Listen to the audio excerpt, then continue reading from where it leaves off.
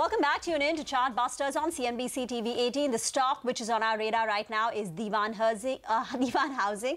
It's surging in trade on the back of the company releasing an independent chartered account report on the Cobrapost allegations, and they've given the company a clean chit. So the stock is very excited. There's a big relief rally taking place. It's up close to about 14%.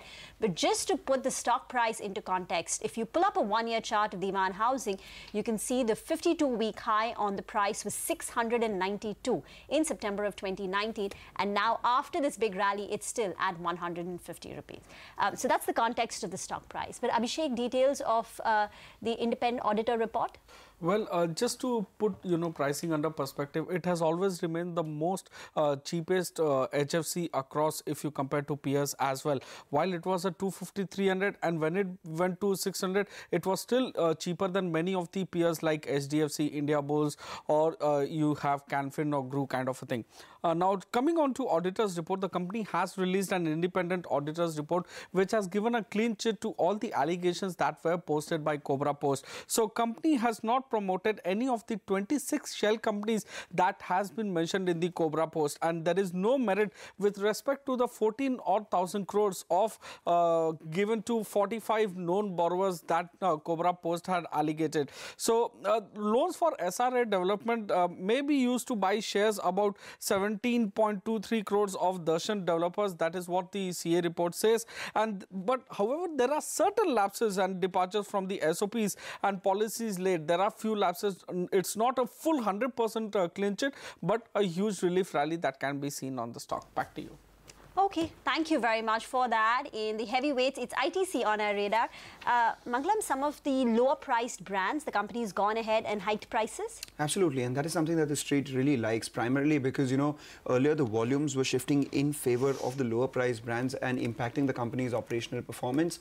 And a price hike which is non-tax related goes much more to the company's operational performance than anything else. So the company has marginally revised prices of a few of their cigarette brands.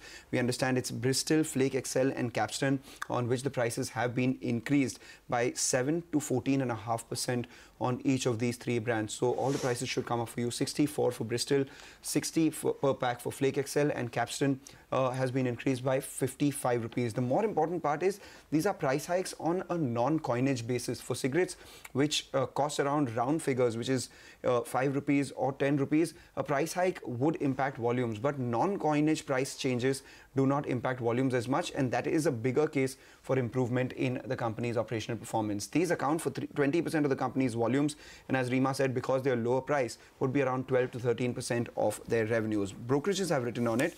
Morgan Stanley has an overweight rating on the stock with a target of 320. Their key thesis is cigarette price hikes will drive the stock, and now that the company has taken price hikes on 20% of the portfolio, and that comes after a hike taken in December as well, it would be about 3% overall from in the fourth quarter in terms of a price hike. This would mean that their EBIT visibility for FY20 increases, and that explains the movement that we're seeing on the stock. Macquarie, on the other hand, goes one step ahead and says it's not just the price hike that the company has taken to protect their margins. They've increased their distribution efficiency as well. That is something that their channel checks indicate. And secondly, it's also started to manufacture the capsules for the cigarettes. Those mint switch cigarettes do fairly well. They are higher input costs. The company is now manufacturing them in-house to reduce the production cost and perhaps protect the margins as well. So they have a higher target price on ITC, target price of 376 rupees with an outperform rating. So ITC doing well in today's trading session, off the highs, but remember yesterday it ended at the high point of the day, about 1.5%. 376 of a target price means a 32% upside from current levels of 285. So long way to go.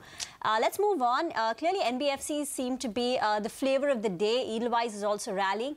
And Abhishek, here there is some investment coming into the NBFC business? Well, Rima, Edelweiss has mentioned, that they will get an investment from CDPQ of about 1,800 crores in their NBFC business. Now, we don't know what is the percentage of stake that is being sold for this 1,800 1,800 crore, and what is the valuation of ECL Finance over where the investment is going to. But this is not the first instance that CDPQ is investing in Edelweiss. Remember that, you know, CDPQ had committed to long-term partnership in the ARC business of Edelweiss way back in 2016 when they actually picked up 20% stake in the Edelweiss ARC business. Now, Citi has mentioned that, you know, this capital coming in from CDPQ will be positive in terms of strengthening the capital adequacy ratio, but will not help in liquidity. So the proposed funding of 1,800 crores is about 3% of the RWA, that is risk-weighted assets of about 58,000 crores. Morgan Stanley has also mentioned that prima facie this looks to be positive for the stock, should build investors' confidence in addition to, you know, actually strengthening the balance sheet. Back to you. All right, Abhishek, thanks a lot for that. Meanwhile, before we go into a short break, pull up UPL. That stock's moved higher. In fact, UPL is at the high point of the day, one of the better performers in the Nifty in 2019 itself, up around 17% for this year. But before we go into the break, dear viewers, the new rules for DTH and cable have come into effect, and now you can choose the channels you want to watch by March 31st. To keep watching India's #1 English business news channel, that is CNBC TV18, just call your cable or DTH operator and ask for CNBC TV18 for only ₹4 per month.